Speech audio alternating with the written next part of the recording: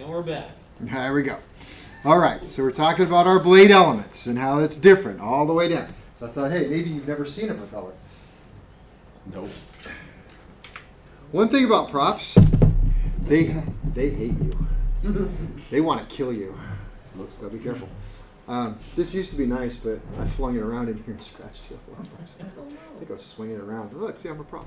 But you can see now, it starts out here, headed down that way, and by the time it gets over here, it's kind of headed over that side of the room. Yeah. Right? Okay. So. Where's the baseball? I will drop this at least twice. Okay. So why? Why does it have that? All right. This is what's going to make your brain hurt a little bit. But it shouldn't. We're going to go to this slide. Okay, here's one propeller doing one thing at different stations. So figure A is at station 36. That is how many inches from the hub? 36. All right. Station 24, which is? 24. And station 12, which is? 12. So which one is closer to the hub? Station 12. C. And which one's closest to the tip? A. Okay, A. So this particular, it doesn't matter. It's doing some RPM. I probably have it here. Let me see. Doesn't matter. It's doing some RPM. And for that particular RPM, whatever it is, it's not important. The aircraft moved forward 1 foot. Well, as this one's carbon fiber. It's much easier to do. Station 36. That's about right here. I know. So let's pretend, not to scale. So 36, 24, 12, right? Something like that. Yeah. Okay. So this is going through the air, and this is moving faster. So this is moving at Super fast. 2.9 feet per second, I think it is. For every 1 foot, for every 1 foot the plane moved forward, That moves this moved 2.9. 2.9 feet. For every 1 foot it moved forward, this moved 1.9. 1 foot. And every foot this went forward, this moved. And then all move to get forward 1 foot together. Hopefully everybody realizes that. It's a unit, it sticks together. So this moved forward, but because it's moving this way, this moved that far, this moved that far. Got it? Yeah. Okay, so it did that. Well, if we know that, or make that up, then all we have to do is use Pythagorean's theorem. A squared plus B squared equals C squared. So if A squared, remember that? This is a triangle. It's a triangle. A right triangle. I'm not going to make you do it. You just have to take my word for it, unless you want to do it. Okay. So if we did the math, we would get some number right here, which is not in front of me. It's not important. And then if we used SOHCAHTOA, arctangent, actually be the other way. Yeah, our arctangents. Remember that from electricity? Mm-hmm. We could come up with an angle. And that angle is 19. And this angle is? And this angle is? 46. Okay, so if the whole thing moved forward 1 foot, each section moves its 3 different speeds. We're only looking at 3 sections. If you're going to do a real prop, you'd have to look at every inch all the way down. But we're just looking at 3.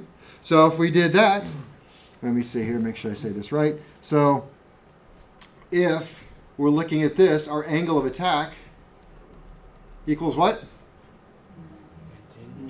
19 degrees. They wrote it right there for you. Everybody know where I got 19 degrees from? Yes. This is totally on the test. Now does everybody know where I got 19 from? Okay. So what must my blade angle be?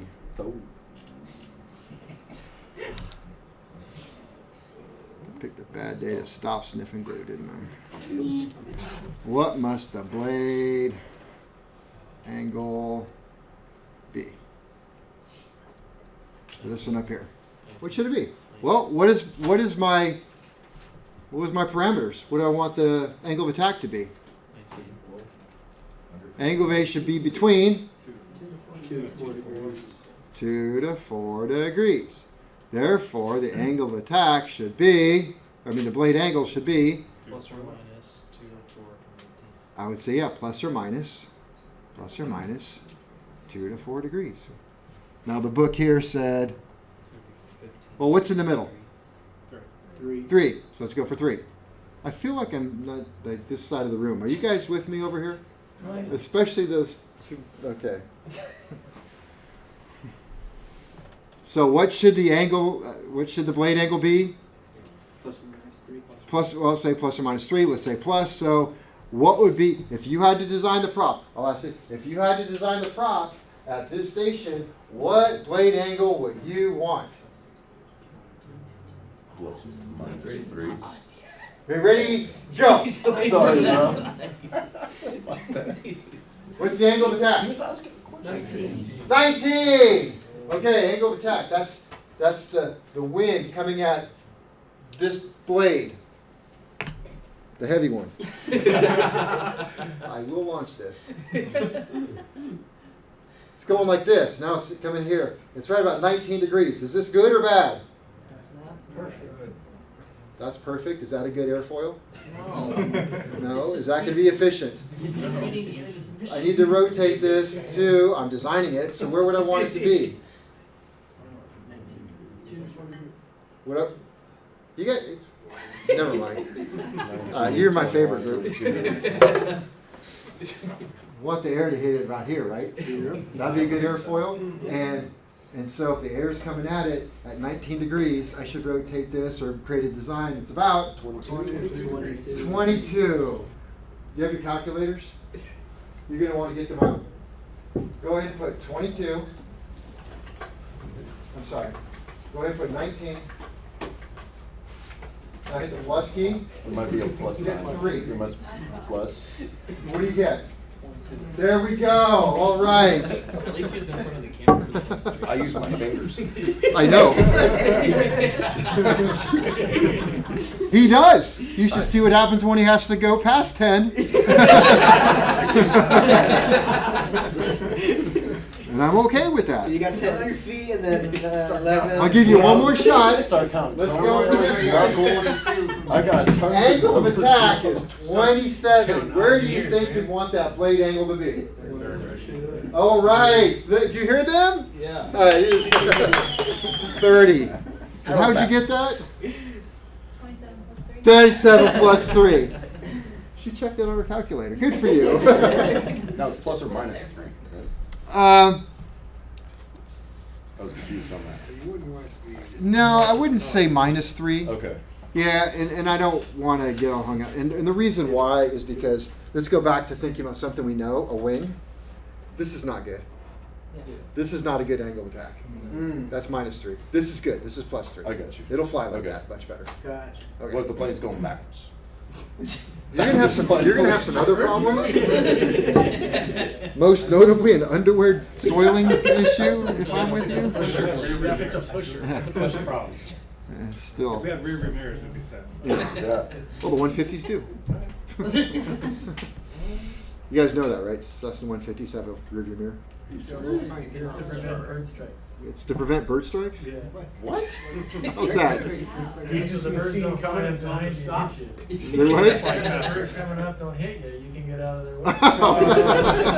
Oh, like a 150. It's a 150. I was like, what? Fast ass bird. No, it's just a strong blade. All right, hang on. We just got in Nixon's planes called Mike Beatty, and he made one where I know, Mike. yeah, Not personally. He could flip the prop all the way around in reverse with the. Yeah, it's called beta range. Okay. Yes, that's a very common thing. Okay. So most turboprops have beta range Oh, yeah, some for pistons do. slowing down, For shutdown. All right, so we understand why we have the pitch distribution and why the angle changes on this. Yes. Yeah, if I nod my head, will he please go away? All right. I don't, it's the same thing, basically. Variations of angle of attack. I don't think It just explains what this one does. I won't go to that. I don't want to hurt anybody. Okay, we did all that. All right, I think that, let me see. Oh, wait a minute. Then we got to go back to this and just think about this for a minute. What happens? Okay, we've got this all set up. What happens if we change the RPM? We just slow it down a little bit. Which changes? Your 1 foot, your distance that we've got. Everything changes. Everything can change. What happens if I pull the power back? Just to keep this simple, I pull the power back. So which changes automatically? Distance. Is this good? I'll help you out. That's gonna become short. RPM. RPM goes down. Okay. Black knob, pull the black knob out. What happens to RPM if I pull the black knob out? RPM goes down. What if I nose down so that my forward speed stays the same? Goes down. Then does the 1 foot change? My forward speed stays the same. Yeah. So the 1 foot stays the same.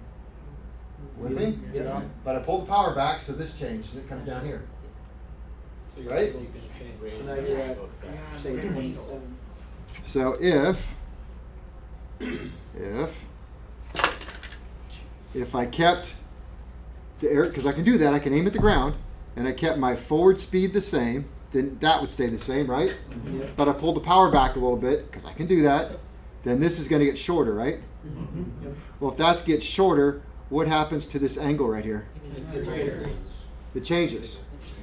So now is it efficient or inefficient? Now you just lost your efficiency. Well, that sucks. So that's where you'd be going from like 85% to maybe like 50. Sure, 50. Same, we'll just use this one over here. What happens if I keep the RPM the same but start to climb?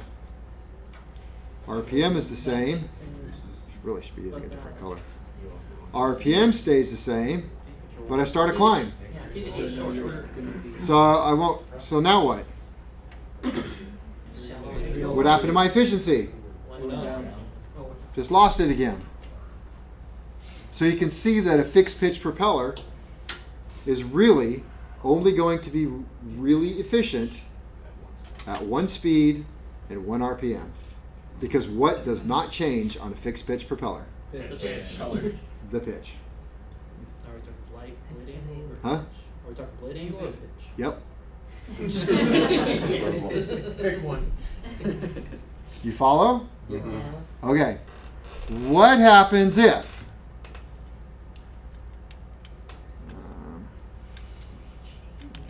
I thought I had one that did this. Let me see here. Nope, I don't. Okay. We'll just go back to this since it works so well. And we will go back to this because it works so well. And we'll do. There we go. Okay. What happens if I go full power? Let's just say B right here. This is full power. So I go full power and my feet are on the brakes. You don't go 1 foot forward. So I don't go 1 foot forward. So Your angle's 0. I've got that is my speed and that is my angle. So, and remember, the blade is fixed and we said we wanted it at 22 degrees. That's what they told me if I'm wrong. So 22 degrees. So how efficient is that? Not very So doing Pythagorean theorem, I should get an angle of 0. 0. So how many degrees am I off? 0. 22 degrees off. About 22 degrees off. Is that efficient? No. Okay, that is why fixed pitch propellers have what is called a static RPM range. Because the propeller is so inefficient that it's hitting this way, somewhere back in here, and it's like, well, just exaggerate. This way, go towards you. It's like, might as well be doing that. Hitting here. It's not efficient at all. So if it's not efficient, is the engine going to turn faster or slower? Slower. Slower. Full resistance. Full resistance. Not much aerodynamic at all. So it's like having the wing kind of go like that. You're going to go fast, you're going to go slow, you're going to go slow. So the manufacturers of an aircraft with a fixed pitch propeller, right? Cessna 150s, 172s, Pikes Cubs, Cherokees without the constant speed. They all have a static RPM range, which says, go in the aircraft, put your feet on, it doesn't say this, but go in the aircraft, put your feet on the brakes, go wide open throttle. You had better get a range that's like that. And if it falls out of that range, it's one of two things. Either, well, most likely, you have the wrong prop. Number one reason. If it won't reach up where it should, what does that indicate? Engine's not making enough power. Or you got the wrong prop. All right. Assuming the engine is producing the correct power, assuming you have the correct propeller, so engine's good, prop is good, and it's within that range, that means you have the right pitch on the prop, blade angle. If it falls out of that, then you've got the wrong pitch or blade angle, which is easy to do. It's people do that. Faulty tachometer. Probably the number one is this faulty tachometer. But I carry a handheld with me, so I always set it up on there. Just verify that. Right? So that's static RPM. That's why you got to know that, static RPM. Okay, let's take it one step further. Talking about static RPM. So just to make up numbers, I should be getting 2750. I wonder if I can give you a little mental break. Let's see here. What do I want? This. Let's go to this. Let me see. Where would that be?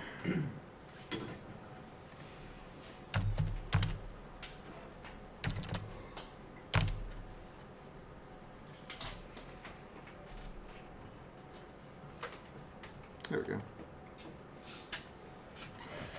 Type certificate data sheet off of a Cessna 150. And we'll just go, oh, thank you, but no thank you. We will just go over to here. Let's see, right there. Hey, look at that. It starts right there, and I don't have to scroll down to that far. There's 19 pages of this. We can take a look at this one right here. We can see that if I have this Sensenich 69CK, tells me it should not have a diameter over 69 and under 67.5. Why would it be shorter? Somebody cut it, take out the damage. It says my... There we go. Oh, thank you for sharing. All right. Not over 2470, not under 2330. I would prefer it if they would have did it the other way around. Okay. All right. Not over that, none under that. Well, why do they give me this range? That's your static range. Well, because you can have multiple different angles on a prop.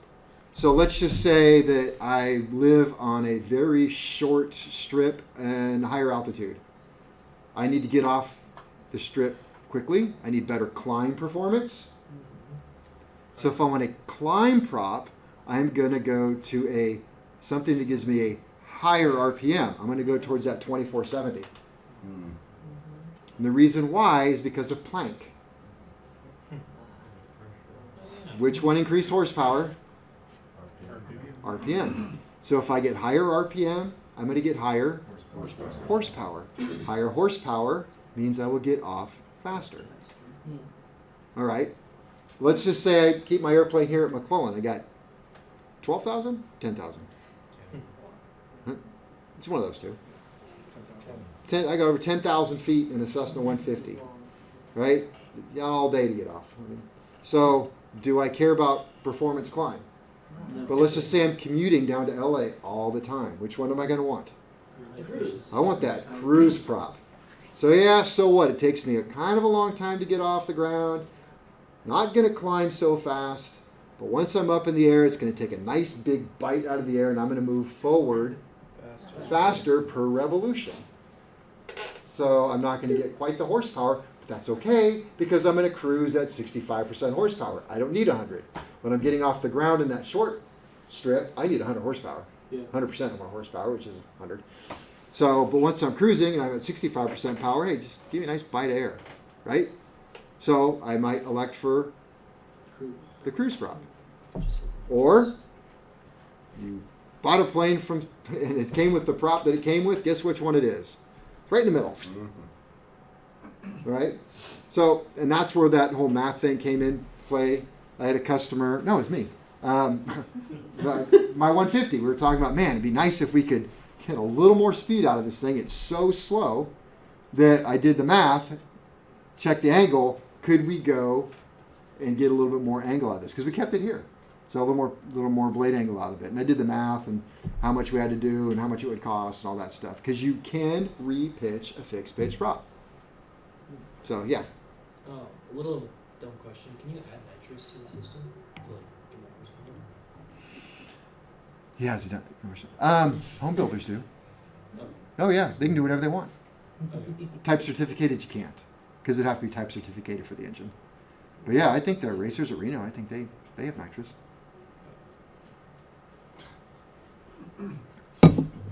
Get out of here for that. I was curious about it too. I'm not gonna lie. Do you need more horsepower? When you look at these props, 69 CK, that right there's the diameter. We should quit doing that. That's the diameter. It doesn't give me the pitch, does it? No. But if I bought a new prop, it would say Sentinel 69 CK-72- something, which would be, the next number would be the pitch. All right, so they don't give me the pitch. Why don't they give me the pitch? Basically, I don't care what you do. It's just got to be between 2470 and 2320. As long as it's between those numbers and it's between 69 and 67.5 inches, you can do whatever you want. And that's even with you switching your pitch around? Yeah, you can do whatever you want. I suppose if you shorten it, you're going to have to repitch it to keep it within those two numbers. So, And that can be done by an AMTP, right? No, just repair station. Yeah, you can't do much of anything to a prop. Just in a nutshell, what can you do to a propeller as an A&P? Put it on, take it off. You can file out minor nicks, scratches, and you can repaint them, but it's really cautioned against in a lot of manuals, so you probably shouldn't because you can throw it out of balance. But I paint them a lot because it protects them. And leaving unprotected is really bad too, so I'd rather have a little out of balance. Try and add the same amount of paint to both sides, which is just, you count. What does it cost to repitch a prop? I don't remember. I've watched it done. It's incredible. It's an old World War II looking machine that was probably on some battleship, not very aircraft carrier somewhere, and it's like the size of this table. And I brought it in. Of course, all of my stories is the guy's got to have a cigarette in his mouth because that's where it was. He had a cigarette hanging out, a little ash kind of going. And he grabs this fixed pitch propeller and he goes to a bucket, a garbage can. He looks in and grabs a couple slices of wood. He sticks them in his jaws and he sticks the prop in these jaws. And it just crunches down and crunches all the wood and stuff. Got a little ash right there. So I'm not good at smoking. I don't know how it works, but It was anyway. accurate. Huh? Accurate. Yeah. Yeah. So it's got one dial on it, which is pressure, and a big old handle. I mean, it's like this, like a gear shift knob. He kind of looks at it, he goes, he pulls a little bit more, and the gauge goes up, and this whole thing just twists. Because it grabs it in two spots, and it twists like that. And he opens the jaws, takes it out, puts it on the table, goes, yeah, it's a little bit more. He sticks it in, and just pulls the thing, and takes it out, puts it on the thing, checks a couple angles. Oh, there you go. It's a complete and total art form. I mean, it's like, yeah. So took them all of like 20 minutes at the most. How much per hour? Huh? How much per hour? Grand per minute. Yeah. I don't know. Probably paid $100. Who knows? So anyway, yeah, it wasn't a big deal to repitch it. All right. So what did we learn so far? Not a damn thing. All right. Thank you. Could you repeat everything that you started with, hey, and we're back? All right, so we should know why we have the pitch distribution. It doesn't do that. I don't know why I did that. It's pitch distribution. It does this. You got to know. We know why we have the pitch distribution, why it's not the same looking down, like it would be a wing. Not wings don't do that. Why it's curved. We know why it's probably fatter down here than it is up here. A lot of that has to just do with the airfoil design, and it's got to be fatter down here because of the weight and all that stuff and the forces on it. We understand, hopefully, static RPM. All right. Which airplanes have static RPM? Fixed pitch. Fixed pitch. Well, okay. How come a constant speed doesn't have? All right. So in a constant speed propeller, the blades rotate. Well, let's be this way. You guys are in front of the airplane. It's going to rotate. And so it has high pitch and low pitch stops built into it. And a governor on it that controls where the blade is. So when in a constant speed prop, you mash the throttle all the way forward, the governor and the low pitch stops are going to let it go all the way flat to what you've set the governor for. There's a governor that's going to help do this. So the governor senses the RPM on the engine, and when it gets to red line, it'll just increase the pitch to stop it there. Because this will let it overspeed, that'll let it go to red line, that'll pull way back. So if you listen to somebody do a run-up in an aircraft with a constant speed prop, right? We check mags, check carb heat, or not if you have a fuel injected, and then we're going to pull the blue knob out.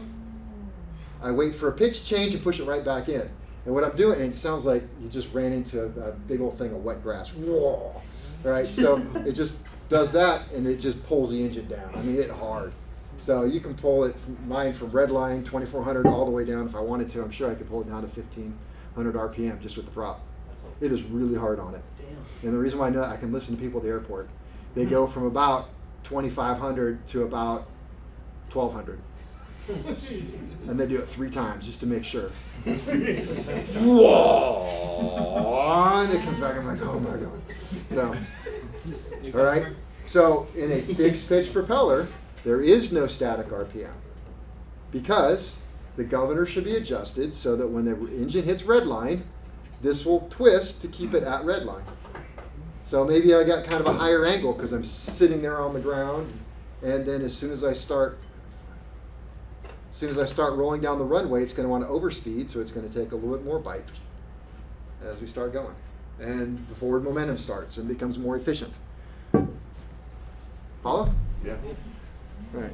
So in a fixed pitch propeller, you have this static RPM range, which would help you determine if your engine is putting out appropriate power or the prop is pitched correctly. You're never sure which one it is.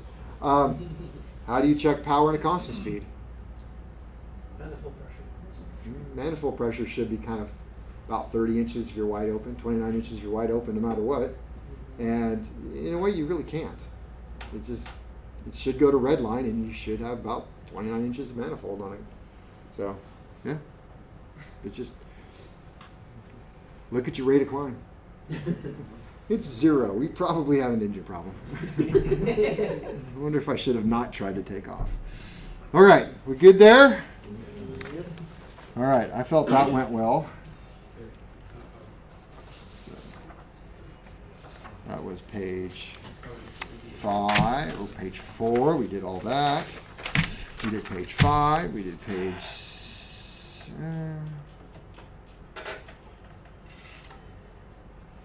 yeah, fixed pitch props are only efficient in a very narrow range. Yeah. Got that? All right.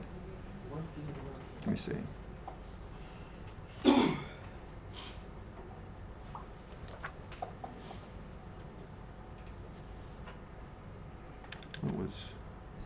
What was this one?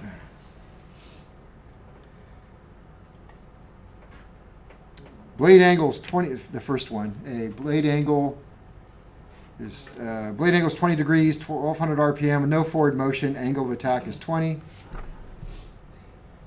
Oh, they did it for us. That's what it is. These are so right here. Plane is not moving forward. Angle of attack is 20. No forward movement.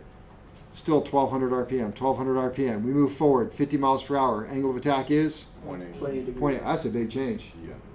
And then 1500 RPM. Why we changed it. And at 50 miles per hour, we have 4.4. That's all that is. So again, so we can see fixed pitch props are really only efficient in a very narrow range. Is it 0.8 where we want it to be? No, we want it to be 2 to 4. So 0.8's a little bit too low. 0.4 is a little bit too much, so we need to be right in here, which would be 13. 50 miles per hour at, what, 1,300 RPM would be more efficient.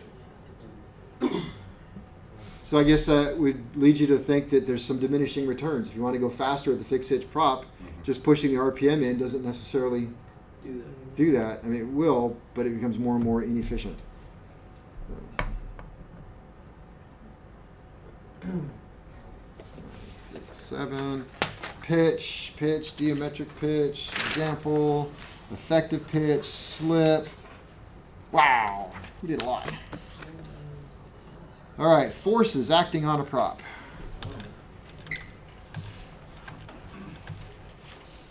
Okay, this came out of your book. What drives me nuts is that 2 of them are facing up. This is the dome on the front of the airplane. So why they had it facing up, I don't like. So I cut it and made it go that way. All right, so we are at, I had aerodynamic forces in there, but I deleted it and I wrote propeller forces. These are very important because to understand how a constant speed propeller works, you have to understand these forces, or at least some of them. Not all of them. You got to understand one of them. How's that? All right. So the propeller forces. 1, centrifugal force. Centrifugal force. That is the force that tends to rip the blades out of the hub. Centrifugal force. A force that tends to throw the blades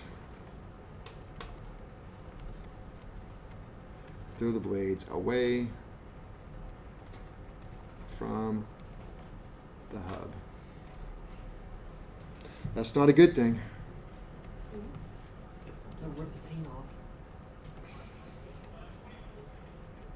Can cause stretching of blades. So remember that one thing where it said not over 69 inches? Well, every now and then you got to measure it and cut out a little bit off the end because they start stretching out.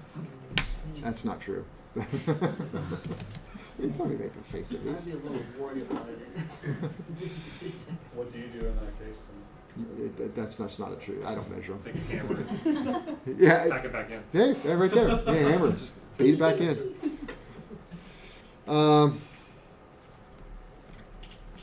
It is the greatest force on the prop. All right, unless you've already seen my video, you can't answer this question. But take a guess how much force it is. It is blank times the weight of the prop.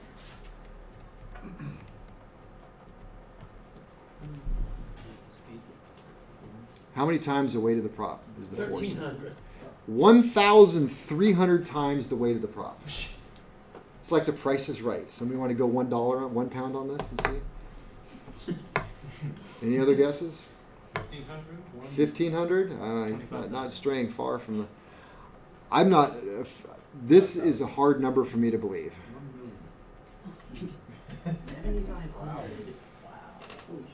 7,000. Well, you want to take holy shit? Lift this thing up. 7,500 times that. Wait, oh, What's that weigh? About 50 pounds? 35? 35? 40 pounds? so you think? Let me think. Wait, About 30. That's about the weight of a small dog. wait, 75 times the weight of the whole prop or just the blade? Well, one blade's going that way and one blade's going that way. So I would go blade. Right. It's a lot. And for that reason, I don't mess with props too much. Because that is a lot of frickin'. Wait. I don't know. I got that off some book. I had never been able to corroborate that number. It seems too far-fetched for me to believe. I have a hard time believing it. I don't know, I do forces too. put a lot of like G-forces and stuff. It kind of blows my mind. It does, yeah. So I mean, But, I mean, you guys have little kids or little sister, little brother. grab them by their ankles. And just think of how much heavy they weigh. Yeah. They love that too. Their arms are. Oh, yeah. My daughter will probably get a kick out of it. Let me try something. So it's a lot. So it's another reason why I don't like standing in line with a prop that's running and looking at it. Yeah. All right. So that's unfortunately this centrifugal force. It's useless to us. We can't use this in any way, shape, or form. It just creates stress, causes the blades to want to separate from the hub. Remember, this is an actual blade, so there's an actual hub with this bolts into. It's a bolted item with big old ball bearings on here, so this can rotate. So that's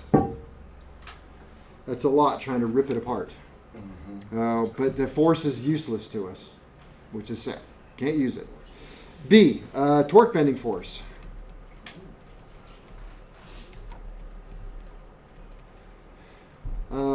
Due to air resistance, we'll look at the picture so you can get it. Torque bending force kind of wants to curve it around. So air resistance. So torque bending force due to air resistance. Due to air resistance.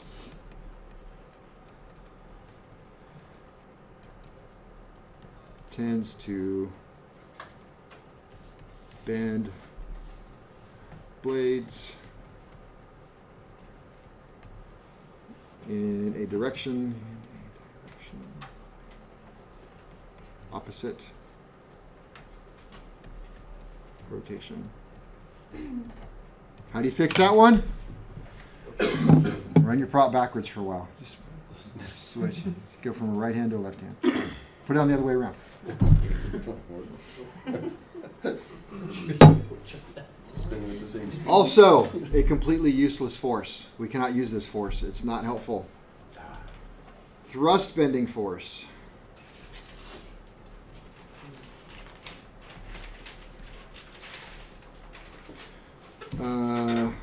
Thrust load tends to bend the blade forward.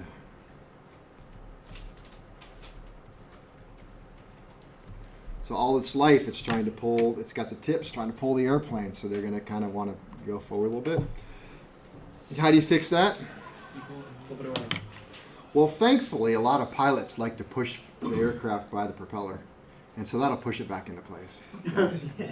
I've talked to prop shops. Was it something? Something has sold me. I don't know. Maybe it's a movie we're going to watch or something. But I have a rule with my airplane. Don't touch my freaking prop. I don't push from the prop. I don't pull from my prop. If I do, often you'll see my hand right about here. It's because when I'm pulling, if I slip, I have something to hang on to, because you will slip. But you want to do it right about here. But on my 150, my partner broke the spinner. Spinner. You think something's expensive on an airplane? You try to buy a new spinner. They're like $8,000.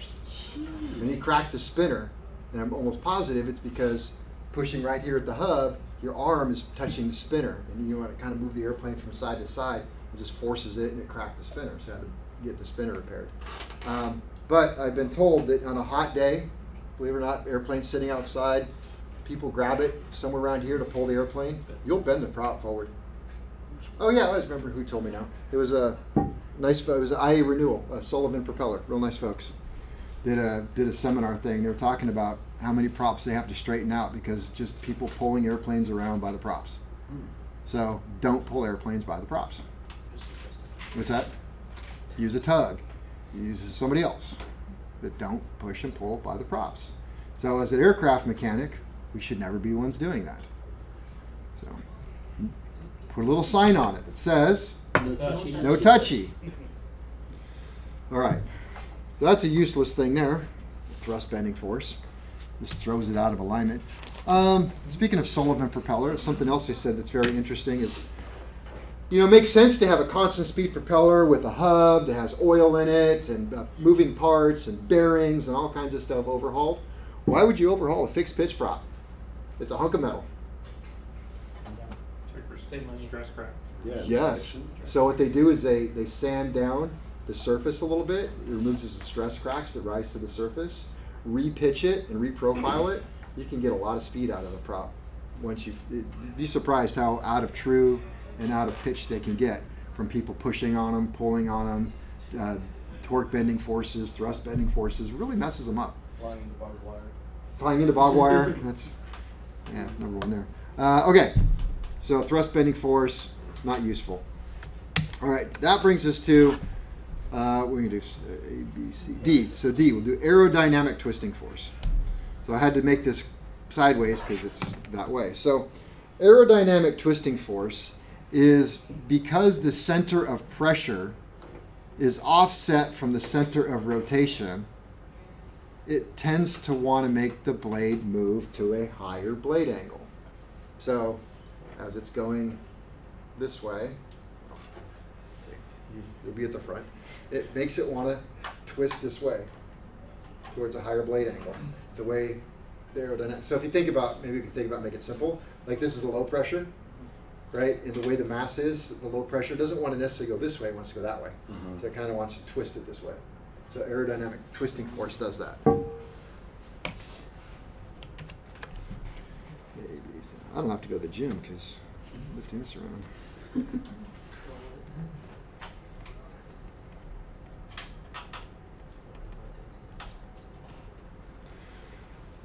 Let's see. I'm just going to abbreviate this. So tends to move blade toward lower blade angle. That is not what I meant to. I have to say, nope, that is completely wrong. That's because I skipped down like 3 sentences. Tends to move the blade toward higher blade angle. Higher blade angle.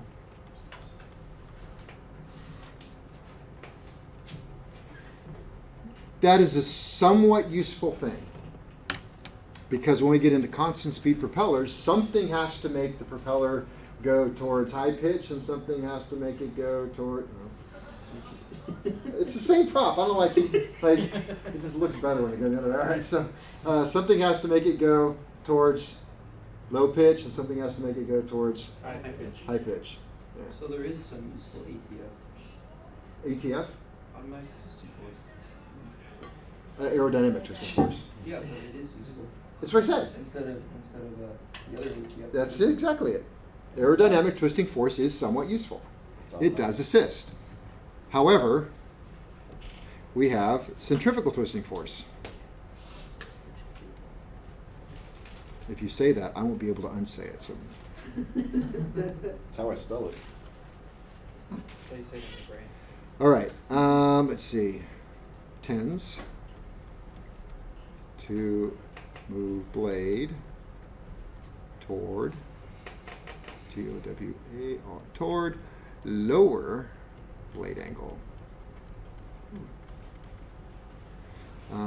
Is much greater than aerodynamic twisting force.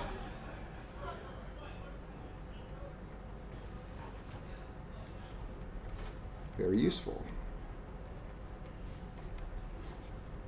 In constant speed prop operation. And we'll get into this later, but I'll explain it now. So on a single engine propeller, so an aircraft with one engine and one propeller, that's how that works, generally speaking. On a constant speed, all by itself, which way is the propeller going to go? High blade angle or flat? Flat. So if I just had it spinning in the ball bearings, it's going to go Flat. flat because of Centrifugal twisting. centrifugal twisting force. Aerodynamic force would tend to make it want to go, Hiring. but it can't win this fight. Yeah, centrifugal strong. That's how I dented this. So to prove my point, what I'm going to do is I'm going to hold it like this, and I'm going to spin around the room really fast. And it's going to kind of, you're going to be, so you're going to want to, and you'll see. Which one wins? I think one did. No, you can just go like this. So take your arms and go like this and spin around really fast. You're going to want to do that. Yep. Do that? I don't know if that's right. It's true. Okay, sure. You're gonna do it. All right. So centrifugal twisting force on its own. Well, I'm sorry. I said in a single engine plane. Any propeller. Centrifugal twisting force will flatten it out. And oil pressure from the governor will make it Higher. high speed. So release the governor oil pressure and it automatically goes this way. Hang on. Add governor pressure and it goes Right, so you're using, Lower. That you're way. using the pressure of the oil to overpower. Oil pressure to do this, governor pressure to do that. That's a single engine plane. In a twin, you don't want that. Because in a twin engine aircraft, 2 engines, if one engine were to quit, you blew up and you lost all your oil pressure, it would come to rest like that. And it would continue to spin and create massive amount of drag. And let's just say that engine was missing a lot of parts and that's out of balance. It'll start shaking and vibrating until it lost the engine. Then you're going to need that rearview mirror because you're going to back up. So you don't want that. So in a twin engine aircraft, centrifugal twisting force makes it go this way. How do they do that? They put an arm out here with counterweights. So it's got counterweights that are going to want to fall in line. They're not that heavy, which is crazy that they work just because they're out there. So it takes oil pressure to do this. Lose oil pressure, it's going to do that. And when it does that, it's called feather. And so if you can get a blade to do that, going through the wind, it'll come to a complete and total stop. And that reduces the drag. I read something that the drag on a propeller is equal to this being a complete circle of wood out in the wind. It seems like a lot. I also read something that wing walkers, a person doubles the horsepower needed to fly. So it seems a little incongruent, those two stories, but it would be a lot. You have a twin rating. Never. Suppose you've never pulled the power off and not feathered, because that would be ridiculous. That'd be a good way to die. But there are twins that don't feather. There are. Yeah, The Ronca made one. yeah. Arapaho, whatever. Twin Cherokee. The twin Cherokee? No, that one has to. Counter rotating. You'd still have to feather. Really? Yeah, the only production plane I'm aware of, Aranca made a Aranca Chief twin engine O200s, and it was for training, and they did not feather. They were fixed pitch props. Yeah. Oh no. Yeah. And the Aircam also has, but they're pretty close to center line. The props come real close. But otherwise, yeah, you've got, when you have twin engines, you gotta feather the props. So I've So- flown a Piper Seminole, and if you kill the one engine and you only have like at least most 100 feet per minute climb, even, it's like barely anything. So if you kill that engine, you don't have altitude, you're going down. Yeah. You get into that. Some planes don't climb too well on just one engine. But I know when I lose one engine in my plane, I don't climb very well either. I have a pretty high sink rate, so I don't ever want to find out. As long as you go down nice Yeah. and slow, you're fine. On like a fixed pitch. Yep. Do they account when they build the pitch angle? Do they account for centrifugal twisting force? And like, I'm sure it's just a strengthening thing. Yeah. It doesn't move. It stays put. well, you said that centrifugal force or twisting force acts on all components. Kind of flat. Tends to, but it won't move a fixed pitch. Oh, It's too rigid. okay. This has bearings on it, Okay. so it's going to move. It's Yeah. supposed to. All right. Well, that was a productive day. Let's see, so Don't go away mad.